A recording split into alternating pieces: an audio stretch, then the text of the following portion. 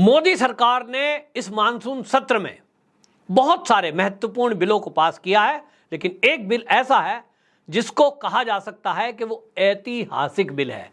जी हां, मोदी सरकार ने मानसून सत्र 2023 में इतिहास रच दिया है और यह ऐतिहासिक बिल है कानून में परिवर्तन। जी हां, अंग्रेजों के जमाने के बनाए गए सड़े गले कानून जो अंग्रेजों ने अपनी हुकूमत कायम करने के लिए और भारतीयों को प्रताड़ित करने के लिए, गुलाम बनाने के लिए जो कानून बनाए थे, अब उन कानूनों में अमूल चूल परिवर्तन मोदी सरकार ने किया है और वो बिल बाकायदा सदन में पास हो चुका है और अब कानूनी शक्ल ले लेगा।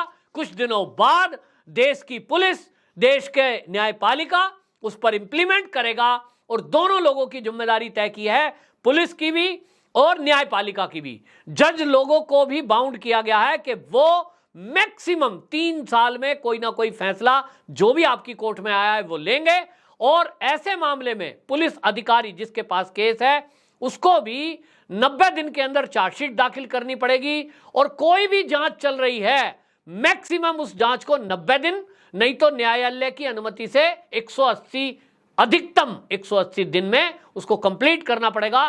वो कहते हैं कि बहुत सारे केस जांच के नाम पर कई कई साल चलते रहते हैं, छोर पता नहीं चलता कि आखिरकार उसका हुआ क्या था। दोनों को इसमें बाउंड किया गया है और वकीलों की भी पहली बार इसमें जिम्मेदारी तय की गई है कि जो वकील हैं जिसका केस ला रहे हैं उसमें यदि वो झूठे साक्ष्य प्रस्तुत करते हैं, यदि कोई देश विरोधी एक्टिविटी करने वाले को बचाव करने के लिए झूठी गवाही, झूठा कोई साक्ष्य लाते हैं, उनकी भी सजा का प्रावधान पहली बार किया जा रहा है। वो जो वकील होंगे उनका लाइसेंस रद्द होगा और उनको भी जेल भेजा जाएगा। अभी तक फेक एफआईआर कराना, फर्जी दस्तावेज लाना, फर्जी डॉक्यूमेंट, गवाही लाना, इस पर कोई सख्त कानून था तो, लेकिन कानूनों में जो कमियां थी उसके चलते किसी को सजा नहीं होती थी, क्योंकि इतना लंबा सुनवाई कौन करेगा, कोर्ट कचहरी के कौन चक्कर काटेगा, ये सोचा जाता था। तो ये जो ऐतिहासिक परिवर्तन किया है, आपको बता दूं, इंडियन पीनल कोड जो आपको अभी तक सुनने को मिलता था कि 1872, अब उसकी जगह 1872 अगर कह रहा हूं तो आपको याद आ ही जाएगा 1947 में हमारा देश आजाद हुआ था। और ये आप देखिए आईपीसी धारा जो पुलिस थानों में आप देखते होंगे उसका जिक्र होता है 1860। कब का बना हुआ 1860 का आईपीसी इंडियन पीनल कोड, 1860 अंग्रेजों के जमाने का। और अब उसको खत्म कर दिया गया है, उसकी जगह नया नाम होगा भारतीय न्याय संहिता 2023, नया अमेंडमेंट है। इसी तरह क्रिमिनल प्रोड्यूसर कोड 1898 का, उसकी जगह अब होगा, यानी भारतीय नागरिक सुरक्षा संहिता जो थी वो अभी तक 1898 थी, अंग्रेजों की बनाई हुई, अब वो नई हो गई भारतीय नागरिक सुरक्षा संहिता 2023, उसकी जगह वो स्थापित हो जाएगा। इसी तरह जो सबूत हैं अंग्रेजों के जमाने में, क्या सबूत है, अंगूठे के इंप्रेशन हैं, इसका सबूत है। फिर इसके अलावा 2 गवाह चाहिए, कोई घटना हुई है उसमें आप गवाह लाइए 2 ढूंढ के, अगर 2 गवाह नहीं है उसको झुठला दिया जाता था कि साहब आपको 2 गवाह, और झूठा गवाह लाओ। कई बार गवाह मुकर गए, कई बार गवाह मर गया तो केस चलता नहीं था। अब इलेक्ट्रॉनिक एविडेंस को भी एविडेंस माना जाएगा। यदि किसी अपराधी या निर्दोष छूटने के लिए अपनी कोई वो सब गवाही दे रहा है कि मैं निर्दोष हूं, तो फोन की लोकेशन, उस व्यक्ति की लोकेशन, वीडियो, फोटो, ये सब एविडेंस में शामिल किए गए हैं, जो आज की बहुत ज़्यादा ज़रूरत है। आप देखते हैं बहुत सारे सीसीटीवी फुटेज से अपराधियों की चीज़ें पता लगती है, लेकिन कोर्ट में वो माना नहीं जाता, अब माना जाएगा।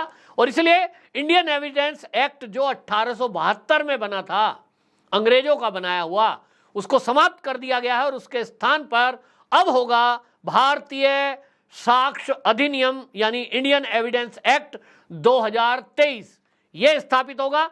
इसी तरह आईपीसी 1860, सीआरपीसी 1898 और एविडेंस एक्ट जो मैंने बताया तीनों 1872 के स्थान पर अब उसका नाम बदल दिया गया है भारतीय न्याय संहिता, भारतीय सुरक्षा संहिता, भारतीय साक्ष्य अधिनियम। ये तीनों जो है पास हो चुके। और इसमें अब ये कर दिया गया है, कोर्ट को, जजों को बाउंड कर दिया है, अधिकतम 3 साल में आपको फैसला देना है, 90 दिन में चार्जशीट दाखिल करनी है, जांच मैक्सिमम 180 दिन में होगा। और इस सब में ये संसद में जो पेश किए गए, इसमें अब एक और बात कही गई है कि जो राज्य सरकारें राजद्रोह का केस लगाती हैं, राजद्रोह, नेशनल सिक्योरिटी, राष्ट्रद्रोह नहीं, अब ये राजद्रोह का जो केस है, ये राजद्रोह का केस भी राज्य सरकार नहीं लगाएंगी, उसको खत्म कर दिया गया है। उसका उद्देश्य ये है, उन्होंने कहा, अमित शाह जी ने सदन के अंदर बताया कि सरकार का काम है कि वो न्याय को सुनिश्चित करे, यानी अपराधी को पकड़ना, उसके बाद जो धारा लगेगी वो कोर्ट के आधार पर, और जो जांचकर्ता पुलिस अधिकारी है वो तय करेगा। आप तय नहीं करेंगे कि आपने कह दिया इस पे एनएसए लगा दो, मनीष कश्यप को उठा करके जेल में डाल दिया, ये सरकार की मंशा पे हुआ है, जबकि ये कोर्ट ने तय करना है, और जो जांच अधिकारी है वो तय करेगा कि क्या ऐसा मामला, तो बोले सरकार के विरुद्ध बोल रहा था, ये नहीं चलेगा। तो इसलिए ये खत्म कर दिया गया है जो राजद्रोह का केस है।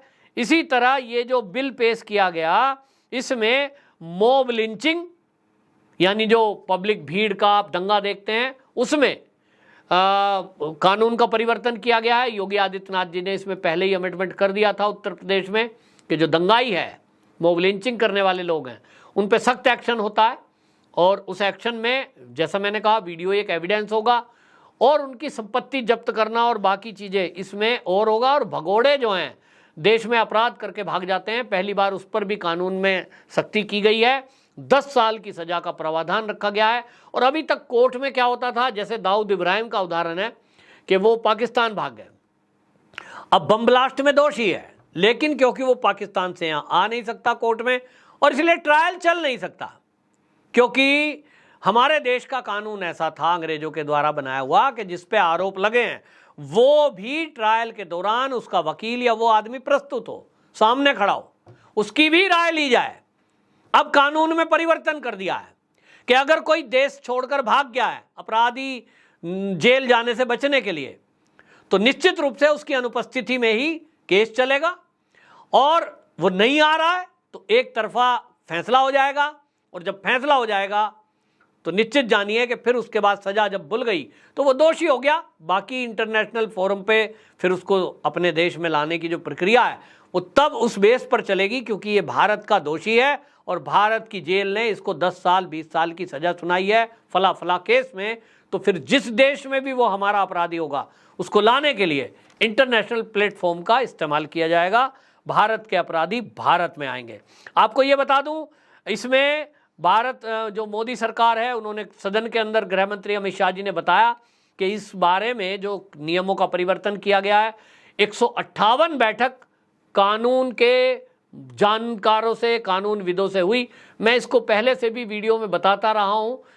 लोग बाग मेरे से बात करते थे सोशल मीडिया पे कि साहब सड़े गले कानून हैं, इन कानूनों से नेताओं को जेल नहीं हो रही है, पत्रकारों को जेल नहीं हो रही है, तो क्या करें, लोग निकल भागते हैं, सालों साल केस चलता है। तो मैं बताता था कि मेरी जानकारी में था कि सरकार इस तरह के जो कानून के जानकार हैं उनको मंत्रणा कर रही है, और उनको ये काम दिया गया है कि वो बारीकी से भारत की तरक्की में ऐसे कानूनों का परिवर्तन करें। तो 158 बैठक हुई। आप सोचिए, सुप्रीम कोर्ट के, हाई कोर्ट के वकील, पूर्व जज इसमें लगाए गए। और कुछ लोग यहाँ कहते हैं किरण रिजिजू जी को हटा दिया गया, ये जो है रविशंकर जी को हटा दिया गया, रविशंकर प्रसाद को। मैं बड़ी जिम्मेदारी से बता रहा हूँ, जो मेरे सूत्रों की तरफ से जानकारी है, कि उन लोगों को उस काम में लगाया गया था। बड़ा महत्वपूर्ण काम है, क्योंकि दोनों लोगों को कानून की अच्छी जानकारी है। तो इनको एक तरह से मैं कहूँ कि बहुत महत्वपूर्ण काम है। तो कुल मिलाकर के ये 158 बैठक हुई। सीआरपीसी में अब जो है 533 धारा रहेंगी, 160 धाराओं को हटा दिया गया है, 9 नई जोड़ दी हैं, 9 नई हटा दी हैं। इसी तरह आईपीसी की जो भारतीय दंड संहिता है उसमें 511 धाराएं थी, अब 356 रह गई हैं, 175 को बदल दिया गया है। भारतीय साक्ष्य अधिनियम में 170 धारा होंगी, पहले 167 थी। और इसी में सामूहिक रेप पर 20 साल की सजा, या आजीवन कारावास। अगर नाबालिग से कोई रेप करता है, इसकी बहुत मांग चल रही थी, नाबालिग बच्ची से यदि कोई रेप करता है तो उसमें पहली बार मोदी सरकार ने ये बहुत ऐतिहासिक काम किया है, फांसी की सजा, मृत्युदंड इसमें प्रावधान किया है। और दूसरी बात ये इसमें खास बात की गई है कि नाबालिग बच्ची के साथ रेप होगा तो उसकी पहचान को गुप्त रखा जाएगा, मीडिया हो या पुलिस उसकी पहचान को उजागर नहीं करेगा। यदि पहचान उजागर हुई तो उजागर करने वाले को मिनिमम 3 साल की सजा है, दूसरी बार गलती करेगा तो 7 साल तक पहुंचेगी। ये सजा का प्रावधान किया गया है। इसी तरह ये जो आजीवन कारावास काट रहे लोग हैं, न्यायपालिका को बाउंड कर दिया गया है कि वो आजीवन कारावास को अगर कम करेंगे अपने विवेक पर, वो जेल काट रहे हैं जी, उनका व्यवहार अच्छा है जी, तो वो मिनिमम कितना कर सकता है? 7 साल, इससे कम नहीं। आजीवन कारावास काट रहा व्यक्ति अच्छे आचरण या कोर्ट में मर्सी पिटिशन लगाए कि साहब मैं वृद्ध हूं, मैं बीमार हूं, 7 से नीचे नहीं हो सकता। जिसको 7 साल की सजा मिली है उसकी मिनिमम 3 हो सकती है, इससे कम नहीं। तो ये बहुत एक मूलचूल परिवर्तन किया है पूरे देश में। इसको देखकर खुशी की लहर है। मेरे पास बहुत सारे फ़ोन कॉल और मेल आए हैं, लोग कहते हैं जी हम तो ये बहुत दिनों से मांग कर रहे थे। तो इसका मतलब यह है कि सरकार जनता की विचारधारा को समझती है। जनता जो कह रही है, कहना चाहती है, मीडिया, सोशल मीडिया पर पूरी सरकार की नज़र बनी हुई है, भावनाओं का ख्याल रखा जाता है। और ये पक्का मान लीजिए कि ये कानूनों के परिवर्तन होने के बाद अभी और सख्त कानून होने हैं। मैं हमेशा बार बार कहता हूं कि रुकिए, 2024 में तीसरी बार देश के प्रधानमंत्री के रूप में मोदी जी को स्थापित करिए। आप देखेंगे कि जिन चीजों का आपने सपना देखा होगा कि काश मेरे देश में भी ऐसा हो जाए, काश न्यायपालिका ऐसी हो जाए, काश मेरे देश की पुलिस ऐसी हो जाए, काश मेरे सरकारी अधिकारी ऐसे हो जाएं, मेरे देश के नेता ऐसे हो जाएं। ये जो काश आपने सोचा है ना सपना, जिस भी फील्ड में, 24 के बाद मेरी बात पे विश्वास रखिए, लिख के रख लीजिए, मोदी जी को तीसरी बार देश का प्रधानमंत्री भारी बहुमत से, ये कंडीशन है, भारी बहुमत, 350 से अधिक सीटें दीजिए। राज्यसभा में भी सीटें तभी बढ़ेंगी, अभी 4 राज्यों का चुनाव है, उसमें अधिक से अधिक सीटें दीजिए ताकि राज्यसभा में भी किसी की सपोर्ट की जरूरत ना पड़े और धड़ाधड़ कानून बने। तो मेरा एक नया देश 2024 के बाद बनता हुआ मैं देख रहा हूं। मेरा पूर्ण विश्वास है कि आप अपने मुख से कहेंगे कि वाकई में मोदी जी कोई साधारण इंसान नहीं है, अमित शाह जी कोई साधारण इंसान नहीं है, जो योगी आदित्यनाथ जी हैं ये भी साधारण इंसानों में नहीं है, ये देवलोक से कोई विशेष आत्माएं आई हैं, मनुष्य शरीर धरकर, जो इस भारत के उज्जवल भविष्य को, हमारी भावी पीढ़ियों के लिए एक नया भारत बनाने के लिए दिन रात एक किए हुए हैं। बस हमको इनका साथ देना है, इनके साथ कंधे से कंधा मिलाना है और विश्वास रखना है।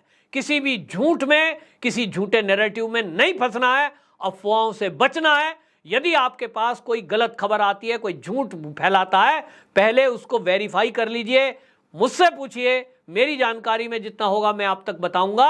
और आप मेल कर सकते हैं हमारे वेबसाइट पर जाकर के, आप मुझे अपना फ़ोन नंबर दे सकते हैं कमेंट बॉक्स में। तो आपकी बात भी सरकार तक इस चैनल के माध्यम से पहुंच रही है, ये विश्वास रखिए। वंदे मातरम। अपनी राय जरूर रखिए।